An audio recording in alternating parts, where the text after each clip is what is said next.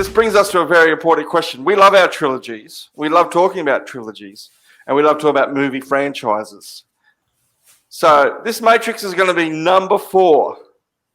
And I ask you, my friends, my film-loving friends, how many good movies are out there that are 4th in a series of films of all different types that is actually any good?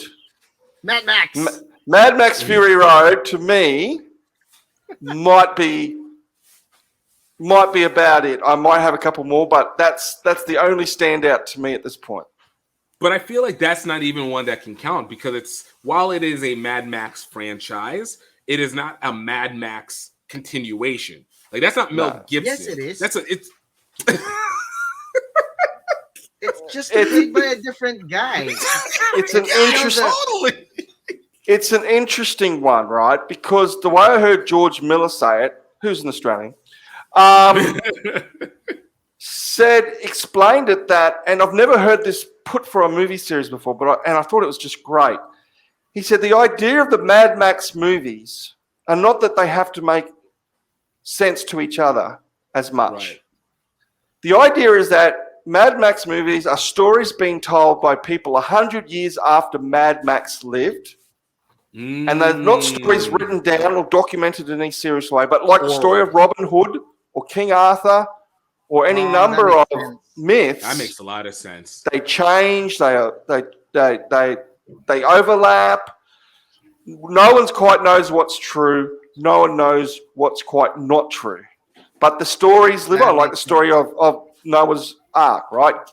Which is retold in lots and lots of cultures, Gilgamesh and all that stuff, all with their different slants. Yeah. So the character can change a little bit. The circumstances can change a bit because you're hearing stories. I've never heard that. I never heard that either. And it gives it permission. It gives it permission to break away from the serial element, which we talked about that last week, and be its own thing without being necessarily too attached to the other Mad Max stories. It seems to me, and I'm cutting to the end here, but we can rearrange things a bit. It seems to me that the less serial you are, the more likely you're going to get away with a 4th good movie, right? So, James Bond movies can all stand alone and be good if they're good enough because they have very little relationship with the movies that come before it. But then in that case, then that's where I go. Like, while George Miller definitely provided the ultimate cop-out for it, it seems to still take away the factor that it's not. Is it the 4th movie? Just because it is the 4th installment or the 4th labeled franchise does not make it the 4th movie, because we're not talking about the same characterizations. It's still the Road Warrior. It's still the Road Warrior played by a different. Yeah, it's the Mad Max mythology, and So that's what same as James Bond is. James Bond is a James Bond mythology more than it is, Star Wars, where everything must build on top of each other. What we were talking last week, the serialized. So, for example, if we're going to have this argument about what's the 4th best movie, is the 4th best Fast and Furious movie? Should that be counted? You know what I mean? Like, I'm just... Yeah, well, no. See, in that case, and this is why I say is a stark difference, and this is why. So, that's why I said George Miller just gave the ultimate cop-out. I wouldn't agree with it, but, I'll let the writer I'll let the director and the writers do what they want with it. But I think it's different than you have with the James Bond movie, which basically serializes and then disconnects. And you can only kind of serialize within the actor who is playing that character in that moment, as opposed to over everything overall. Because even within that franchise, what you got from Sean Connery, yes, there are elements that can spill over, but they're also very different. Yeah. It's and not then serial. Questions. Yeah, but it also is in the sense that you have like the Spectre character, but the Spectre natures, or you've seen Q cross over multiple multiple Bonds. Mission Impossible.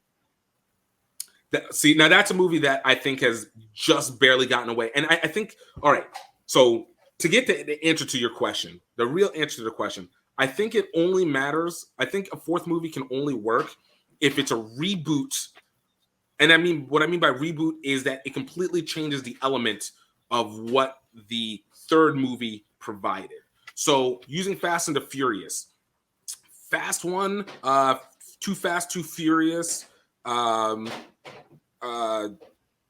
Fast Furious, and then Fast and Furious Tokyo Drift. Tokyo Drift was the deviation. All right, terrible movie.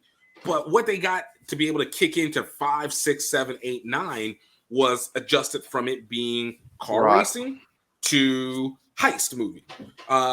Mission Impossible 1, it was super spy. Mission Impossible 2, action. Mission Impossible 3, garbage. I thought it was garbage. I didn't like it very much.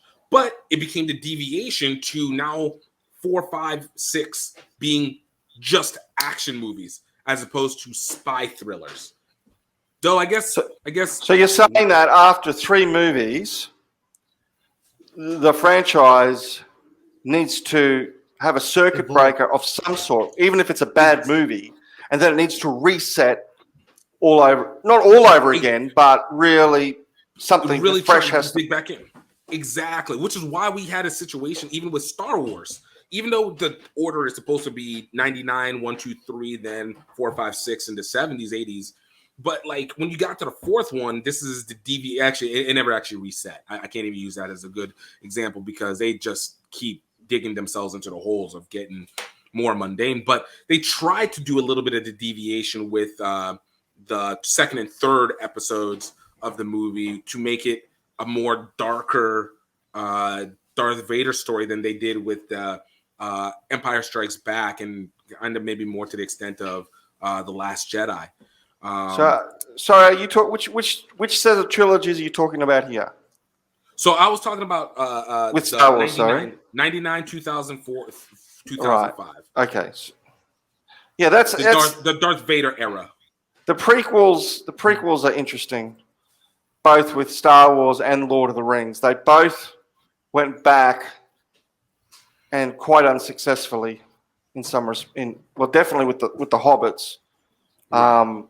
But also, very much with most of. I did not. You know why I didn't like it? It was because they stretched it out too much. They tried to make it more than what it was, and nothing made sense even when they cut off stuff. Like it didn't complete. It was just like, we need to make money. We got to make this one book into a trilogy. Yeah, it's once you go past that first trilogy, I think you have to do something really radical to go past that first trilogy. I think that seems to be obvious. We've mentioned a couple of movies here that have pulled it off. I think that's about it, though. There's not many. One that stands out, and I had to look hard because there's a lot of bad movies in the fourths. Let me read you a couple. Indiana Jones and the Crystal Skull, Pirates of the Caribbean, Stranger Tides, hang on. Alien Resurrection, Live Free, Die Hard, Lethal Weapon 4, and then then you get to all the horror movies. They just kind of slide down the scale.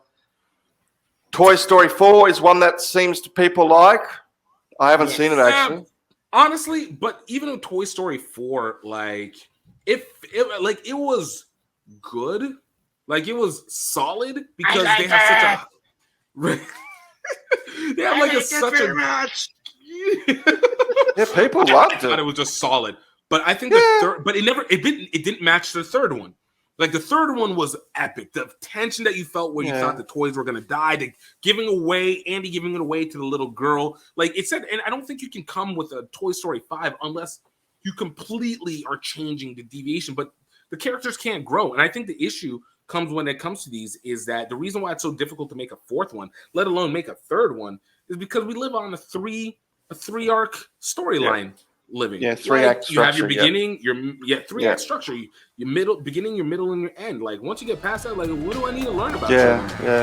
let's remind our friends to please click on the subscribe button and hit that notification bell so you know when we have new videos out. Subscribe. Die. Oh, die.